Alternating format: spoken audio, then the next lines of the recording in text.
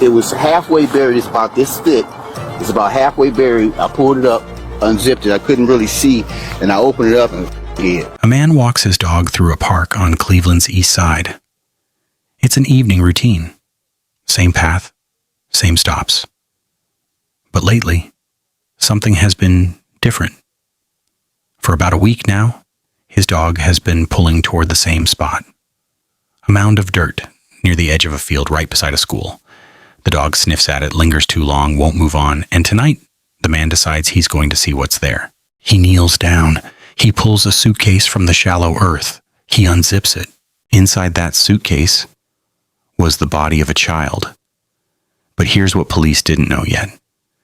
Just 25 feet away, partially buried in the same field, there was another suitcase.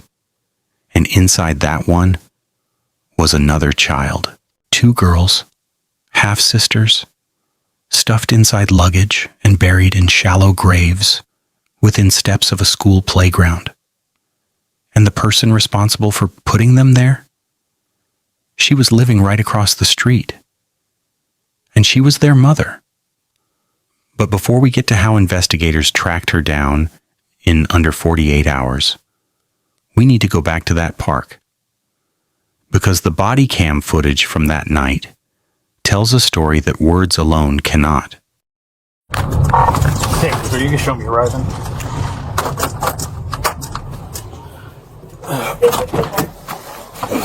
How you doing, sir?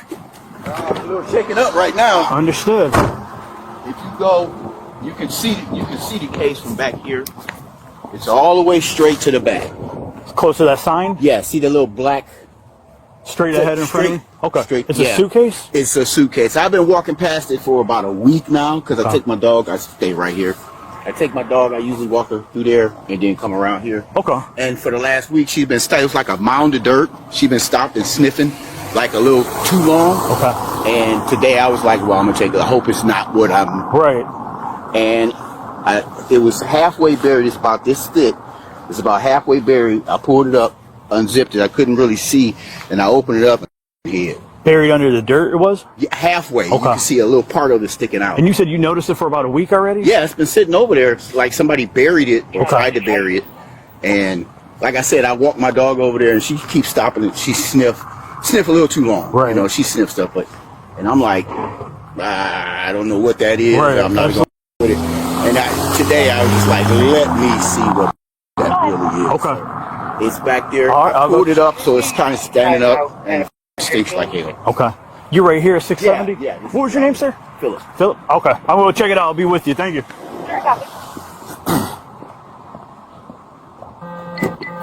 Thank you. Before we go any further, I need to ask you something. If you believe that every child deserves to be seen, heard, and protected, and that cases like this one deserve the full attention of the public, hit that subscribe button right now. It's free. It costs you nothing, and it helps us keep putting out deep dives on the cases that matter most. While you're at it, drop a like on this video so YouTube's algorithm knows that this is a story people need to see. And if this case hits you the way it hit us while we were putting it together, share it. Send it to someone. Post it, because Amor and Mila deserve to be remembered by more than just a headline. And one more thing, do me a favor. Drop a comment right now telling me what city you're watching from and what time it is where you are.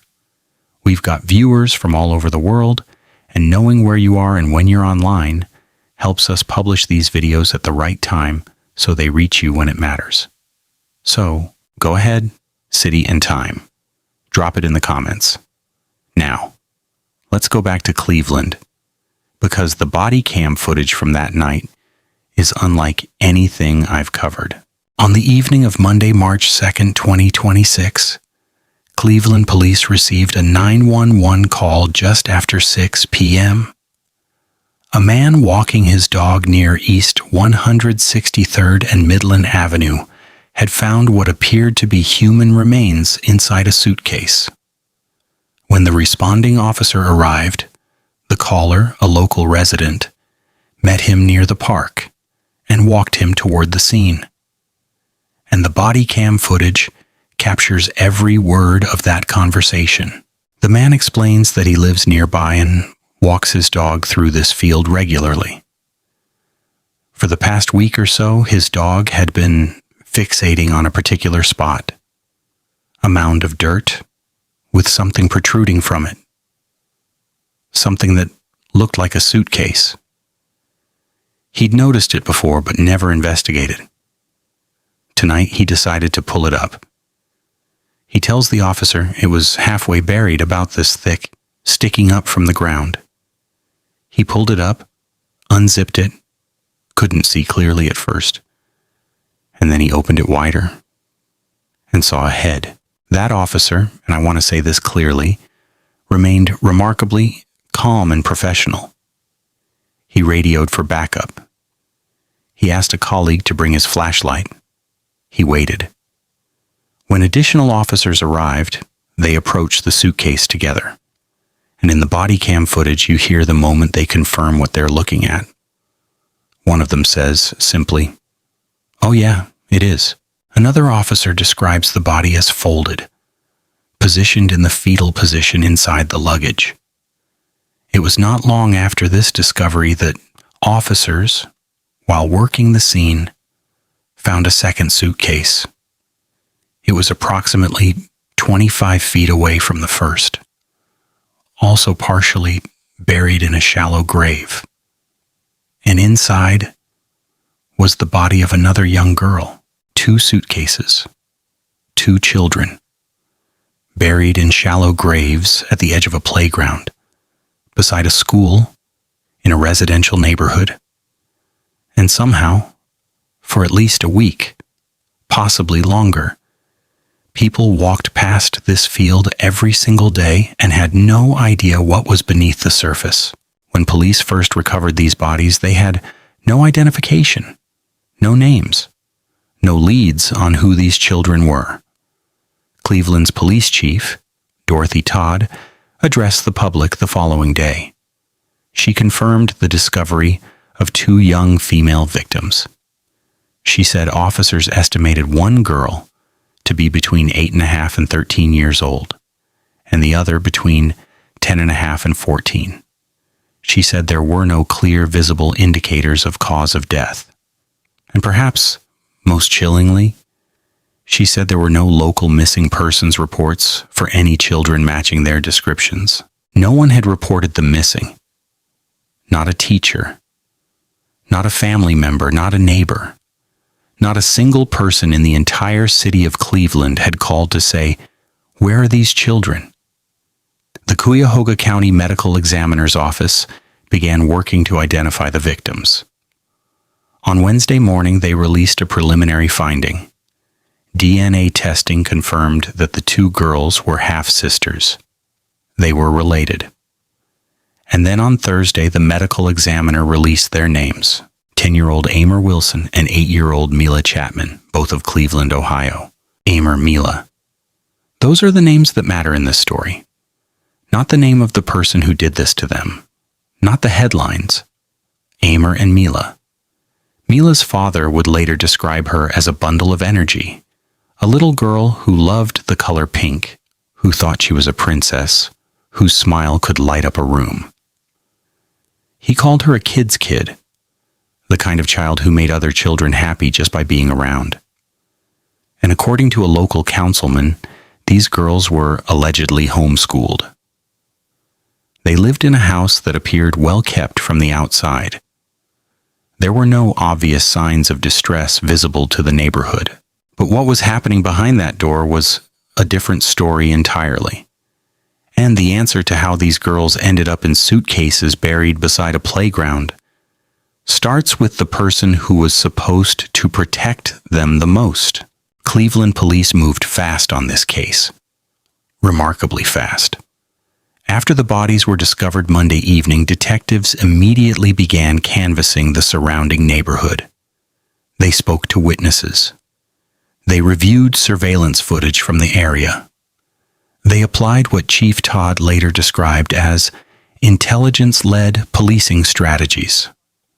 By Wednesday evening, less than 48 hours after the discovery, they had developed enough probable cause to execute a search warrant at a residence in the 700 block of East 162nd Street.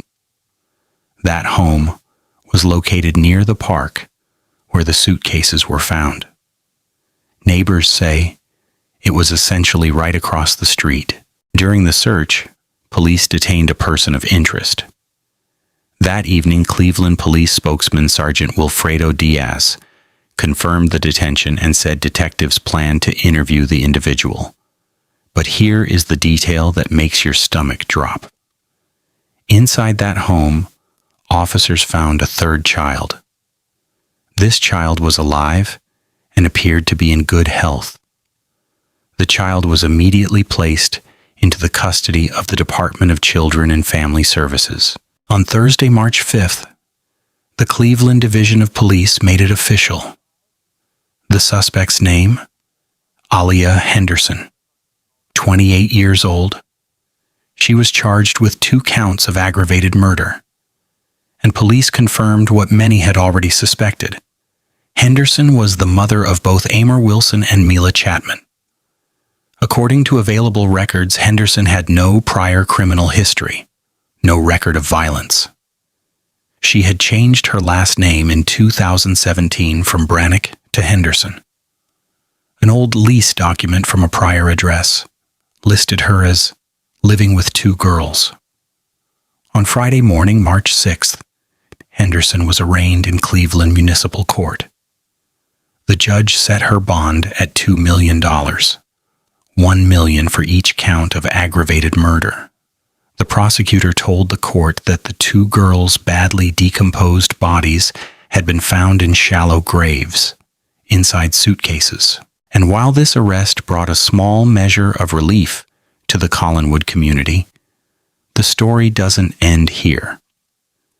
Because while police worked to identify the suspect in 48 hours, there were people who had been sounding the alarm about these children for years, and no one listened.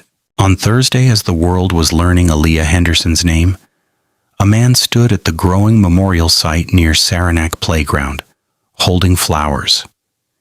His name is Chatman. He is Mila's father. And what he told reporters that day should make every single one of us stop and think about how our systems are failing children. Chatman says he had been fighting for custody of his daughter for 6 years. 6 years? He says he called Child Protective Services. He went to the courts. He filed for emergency custody. He called police and asked for welfare checks. And every time, he says, he was denied access. The last time he saw Mila was 4 years ago. She was getting ready for kindergarten, and he helped buy her clothes. After that, Henderson moved around, changed her phone numbers, and he lost track of her entirely. He told reporters, "I've been looking for my daughter for 5 years. I've been calling CPS, going to the courts, trying to get emergency custody, calling the police for welfare checks, but they denied all access." And when Chatman was asked why CPS didn't intervene, his answer was devastating. They reportedly told him that the children had a home and a bed, and that was sufficient. A home and a bed. But there's more. A neighbor named Deshae Creeder, who shared a duplex with Henderson on East 162nd Street, came forward with her own account. Creeder said she moved in at the same time Henderson did. She said she hadn't seen Henderson's children in over a year. She said Henderson never allowed the kids to come outside to play. No neighborhood children interacted with them. The kids were invisible. Creeder told investigators that she had called CPS herself after noticing erratic behavior from Henderson, and she wasn't alone. Chatman says both fathers made efforts to gain custody of their daughters. As Chatman put it, "We both was in a position where we couldn't get her because she always left." Standing at the site where his daughter's body was pulled from the ground, Chatman said this, I just feel useless. I couldn't save my daughter. He also said, I don't know how long she's been gone. How long she's been dead. I don't know how long she's been missing, but it could have been prevented. And that's the question that hangs over this entire case. Not just who did this, we know the answer to that. The question is, how many people saw something and said something, and were told it wasn't enough? This evening, our homicide unit conducted a search warrant here in this area of East 162nd and Midland. As part of that ongoing investigation and search warrant, the investigators were able to identify and detain a person of interest. At this point, the investigation obviously is ongoing. This person is going to be interviewed, and we're going to hope to continue this investigation and gather more leads.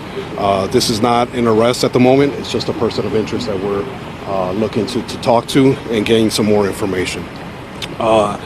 As you can imagine, all our resources, every possible lead that we have been receiving, every possible agency that we're able to work with, we're working to arrest those responsible person or persons. In the days following the discovery, the burial site near Saranac Playground transformed into a memorial. Stuffed animals, flowers, balloons, candles, the kind of tribute that a community builds when words aren't enough. On Friday afternoon, community activists organized a candlelight vigil for Amor and Mila. Cleveland City Councilman Mike Polensek, who represents the ward where the bodies were found, told reporters, "The community is relieved but saddened. There's 2 young children that are gone. Their whole future is gone. We have no idea what happened, what they went through toward the end of their lives." He noted that the girls were allegedly homeschooled and appeared to live in a well-maintained home. And yet, so many questions remain. A neighbor named Sharita Wells spoke to reporters as well. She said, "Mental health is real. What normal mother would do something like that?" Another neighbor, also a mother, said something that stuck with me. "You don't ever think a mother would do that to their own kids? She could have just gave them to someone who would love them." As of this recording, there are still significant questions that remain unanswered in this case. The cause of death for both girls has not been released. Autopsies have been completed, but results are pending. We do not know exactly when these girls died or how long their bodies were in those suitcases before they were discovered. We do not know the full circumstances of what was happening inside that home. There are also questions about accountability beyond Henderson herself. Will CPS face scrutiny for their handling of the calls made by Chatman and by the neighbor? Will additional charges be filed? What happened to the girls' schooling records if they were truly homeschooled? And how was it possible for 2 children to simply vanish from public life without a single official noticing? These are the questions we will be watching closely as this case moves forward. Amor Wilson was 10 years old. Mila Chatman was 8. They were half-sisters, born to the same mother but with different fathers who, both by all accounts, wanted them. They were children who deserved safety, who deserved love, who deserved a future. They got none of it. At True Crime Buff HQ, we believe the story belongs to the people who can't tell it themselves. Amor and Mila can't speak anymore. So it is on all of us to say their names, to follow this case, and to demand answers. We will continue covering this case. When the cause of death is released, we'll be here. When new evidence emerges, we'll report on it. When the trial begins, we will be in the room, because that's what these girls deserve. If you haven't subscribed yet, now is the time. Hit subscribe and turn on the notification bell so you don't miss the next update on this case. And remember, Drop your city and the time you're watching in the comments. It helps us more than you know. If this case shook you the way it shook us, watch this one next.